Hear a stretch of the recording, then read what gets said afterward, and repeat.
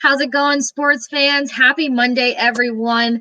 Now, I'm super excited because the draft gave sports life again. It started last Thursday through Saturday. You saw we brought you guys specials by popping up each day to kind of give a little bit of a breakdown of what took place, what we were looking forward to, and our draft predictions. Now, if it makes sense, it was the longest but shortest 3 days ever because it was so much media stuff that took place, especially because everybody had to hop on Zoom. Press conferences were happening as soon as the draft pick was announced, and then we got the player on. As you guys know, we were participating in the Tampa Bay Bucks virtual media room, but it was super exciting. The 2020 NFL draft actually broke viewership record of 55 million views. Now, don't get us wrong. We understand that because everyone is stuck at home, that probably encouraged a lot more participation. But the bottom line is that they jazzed it up a little bit. You had fans on Zoom calls. You had teams on Zoom calls. You had the GM, the head coach. We were inside everybody's house. So it was really different. There were some cool elements to this year's draft. So I wonder how much of that they're going to try to incorporate next year to either re-encourage people to watch the draft again or, see how they can keep up that excitement. Now, as you guys know, since we kind of predominantly spend the most time with the Tampa Bay Bucks, we do, break down the NFC South. As for draft grades for the NFC South, as a whole, they averaged a B. Now, the Falcons got a B minus, the Panthers got an A, the Saints got a B minus, and the Bucks got a B minus.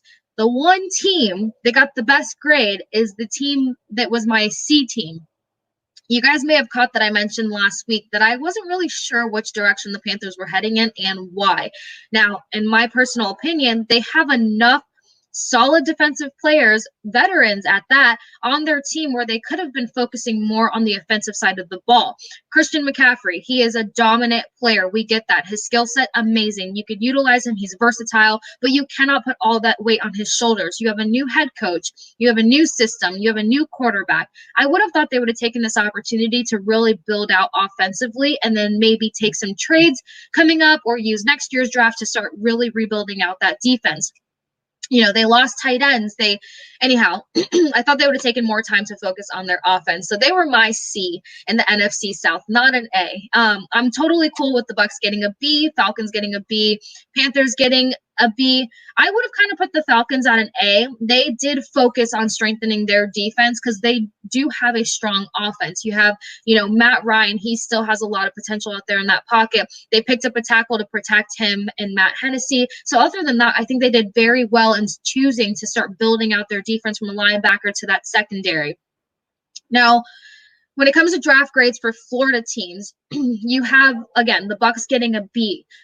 I thought that I would agree with the fact that their best pick was picking up Antoine Winfield. Adding to the backfield is always a safe opportunity. You can't go wrong with strengthening your secondary because it's always going to come clutch for you in the best moments of those games. We've seen that happen a lot for the Bucks in the 2019 season. Defense won a lot of their games, if not all of them, for them.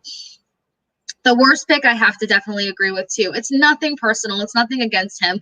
In his intro press conference after he got selected, you could tell that he's excited to get to work. And I'm excited to get a chance to interview with him coming this fall. And, happy for him to be here. But Keyshawn Vaughn has to be my worst pick for the Buccaneers. Look, guys, I'm not being petty, but obviously, second round, I had the Bucks picking up a running back. And the reason I had that is because of some of the running backs that were coming out in this draft were much better opportunities and much better suited for this offense than picking up a guy who has a similar frame to your already starting running back in Ronald Jones III. Ronald Jones III is a smaller running back, but we've seen him line up at the slot. We've seen that he has a lot of hustle and he does fight for those extra yards. But when you're under 220 pounds, there's only so much you can do because you don't have the low center of gravity. Well, Keyshawn Vaughn has a very similar build to Ronald Jones, and in his intro press conference, he kept mentioning and referring to his excitement for catching the ball. Guys, we need a big back. We need that guy who's going to fight for those extra yards and who's going to be way harder to swip off of his feet. But I'm not a GM or a head coach. That's just my opinion. Jaguars come off with a B+. It was obviously in their best interest to pick up corner A.J. Henderson. Their worst pick was selecting tackle Ben Bartch. Nothing against him. Once again, he's not a naturally big guy, so they're going to have to take some time and focus into developing him and giving him time to develop, which means you're not going to be able to throw him on the line as quick as other guys. Now, when you're picking up an offensive tackle or when that is a focus of yours during the draft, you want to use that first round because that first round really produces those top quarterbacks and offensive linemen. So that was kind of a flop for the Jaguars. The Dolphins got an A. It was a solid pick of theirs to grab Tua. Even with all the controversy and drama, we know that the biggest issue surrounding around Tua was the fact of, is he going to hold up? Are his medical issues going to end up appearing, or are they subsided? What's the deal with Tua? But I still think that was a good risk because if he stays healthy and all is well with him, you have a really good quarterback to build a team around. I'm still super fascinated at the fact that his dad made him stop throwing right-handed and left-handed. Like, just imagine the reads and the confusion that he can throw out there to defenses because he's a left-handed quarterback. It's sick. As for their worst pick, Austin Jackson, not particularly the best tackle in the first round, but you never know. Now, I'm not a hyper, first round all in kind of gal. As you guys know, I've said I'm an underdog advocate, but there's just certain positions or certain times that I do feel like you kind of need to go for those top picks and those opportunities. Now, the draft did kick up some questions amongst two teams for the most part. The Eagles selecting Jalen Hurts. That threw me for a whirl because Jalen Hurts is the kind of guy that you would build a team around. If you bring him in behind a Carson Wentz, who we know is extremely talented, extremely reliable, and he's a great leader, and he has made it a priority to bounce back and be there for his team, you don't really see them kicking him to the side anytime soon. So bringing in Jalen Hurts says one of two things. You're bringing him in for variety, or you're bringing him in to build a franchise around. If you're bringing him in for variety, you're kind of limiting him, and you're putting him in this category of only being so good in the league because you're minimizing his role so early in his career. Not even early in his career, in the beginning of his career. So to bring him in as just a play option quarterback, well, that's kind of ridiculous because he has so much more to offer the league than just coming in as a backup and not knowing, if he's going to trade out of his contract in a couple years. Now, for the other leg of this, Carson Wentz was definitely not too excited about the new quarterback coming in who has the potential to have a team built around him because they have two different quarterback styles. So are they going to continue building a team around the guy who's shown that he is their guy, is reliable, and has a great skill set? Or are they going to begin building out for Jalen Hurts, and then Carson Wentz only has a 1 or 2 year future? So I would love to hear you guys' feedback on that because I was really intrigued by that pick. It caused a lot of confusion across the board, that's for sure. A lot of analysts, to back it up, are just saying that, Hurts being in the developmental stage, it doesn't hurt to have him be, a variety option. I think that that's foolish. I think that when you're coming out and you're developing, you want to give them the best opportunity to start maturing into the kind of QB they're going to be in the league. As for the Patriots, I hope that you guys were just as confused as I was because I'm confused. And I think poor Bill Belichick is super confused now that he doesn't have Tom Brady and Rob Gronkowski because I have no idea what they did in this draft. And luckily, a lot of the analysts were on board with me because they gave them a C for their draft grade. Like, you grab a tight end, you grab an edge. Your tight end isn't even like a true pro style in the sense that he's more of an H-back than a full-on tight end. But it was just like, I didn't know what they were trying to do. I didn't catch what their fluidity was. They're definitely making it obvious that they're in a rebuild stage, and they tried to stack more defensively, which is fine because in a lot of games, as we've seen, defense wins games. But I'm still really confused as to what their plan of attack was. If anybody knows, please comment below and send us a message because I would just love to be educated and more knowledgeable on the fact of what the Patriots were attempting to do. Now, as for the NHL season, there's not too much of an update. It's still the bottom line that they're trying to finish their season. Everybody's on board with finishing their season at all costs. So again, it just comes back to the fact that they might take all teams, throw them in North Dakota, and finish this season. Commissioner Bettman says that they're not afraid to go into the summer, and obviously we heard that most teams were all about, pushing back the 2020 to 2021 season to start off in November. So regardless, we know that most teams are just looking to finish out their season. It's really hard to kind of mess with these statistics in terms of who deserves to be in playoffs and who deserves to be in finals. And for these guys that work so hard, you don't really want to mess with those statistics either. For other hockey information, the NWHL, that's right, the National Women's Hockey League, has now expanded to Toronto. This is a pivotal moment in women's hockey as they launch the first team in Canada. So now they have 6 teams, and this is super exciting. They'll probably get the ball rolling with this as best as possible with the situation everybody's in this coming summer. And Toronto's amazing. I actually went there for the first time a couple months ago, and it's true. Canadians are extremely nice. As for the NBA, it looks like they're going to start opening up some facilities starting May 1. So this week we should hear some teams that are going to start letting players in. They're going to try to do testing to make sure that, everybody that's coming in the building is good to go. Amongst those first teams that should be opening up, we're guessing that the Lakers might be upon them because they received $4.6 million in loans to start returning and picking back up their season. Now, aside from the fact that we know that the NBA is about to get things going, we talked about their plan to start off with a mini camp and then start working on 5-on-5s and a 14-day training camp. So they'll probably get facilities open for about a week, make sure that they can contain everything, make sure everybody coming in and out of the building is healthy. After that, they'll probably start with the mini camp and then the training camp. Other NBA news. I'm sure a lot of you guys by now have caught The Last Dance, the 10-part documentary by Michael Jordan. A lot of people love it. Some people are hating it. Coming up this Sunday, there's going to be the full disclosure on the conflict between the head coach and GM of the Bulls back when Jordan was playing, about the player who particularly leaked inside information to media members.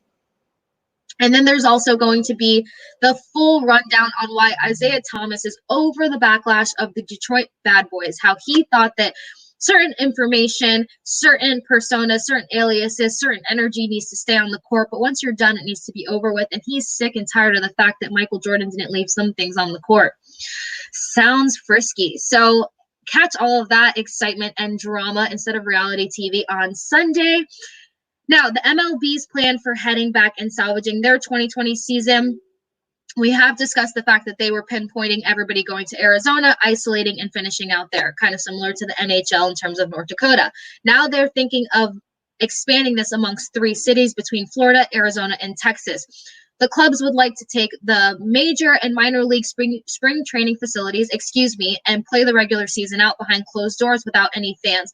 I think it's become pretty apparent at this point that most teams, because they're trying to get back as soon as possible and finish off their seasons, will be returning without fans. That's going to be really interesting to see. But we actually had an opportunity to catch word from the NHL head coach, John Cooper, for the Lightning.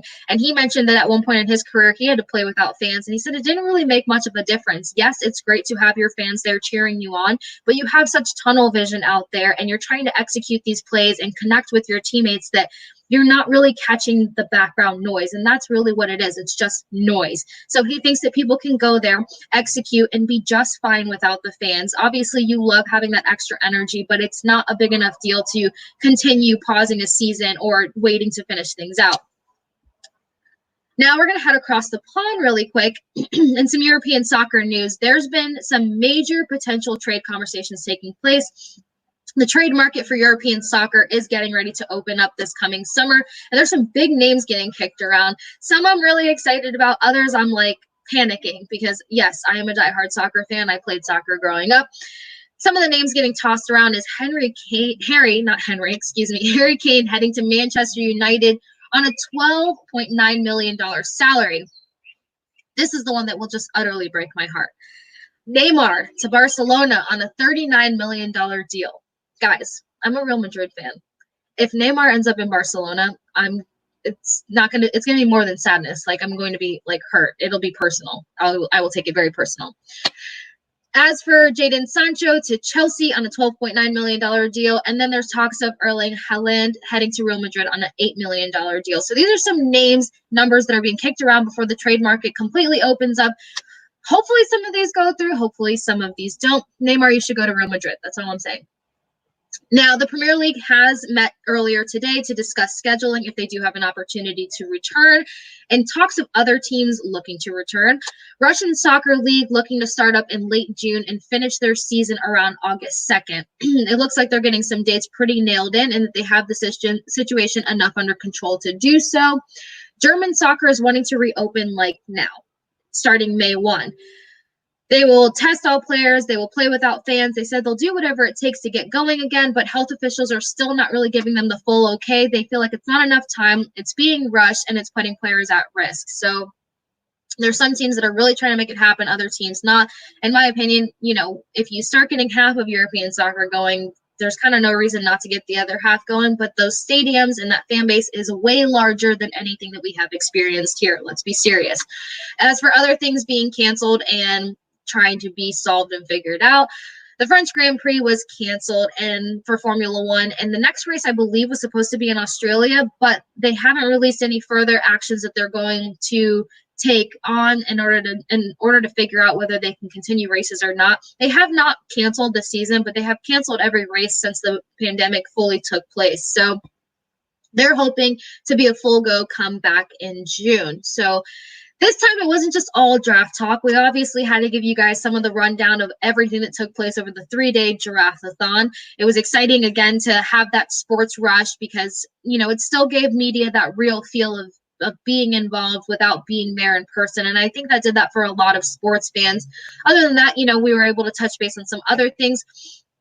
We will be giving you full updates across the board, international, national, and local, of all things sports, guys. So this week we get back to a little bit of the new normal, but either way, it's just great to be able to be here to chat with you guys about sports. Again, don't be shy on comments, messages, anything you guys want to talk to us about. We're here, and we are going to be meeting up here for quite some time. So I look forward to catching up with all of you guys on Wednesday at 8 p.m. See you guys then.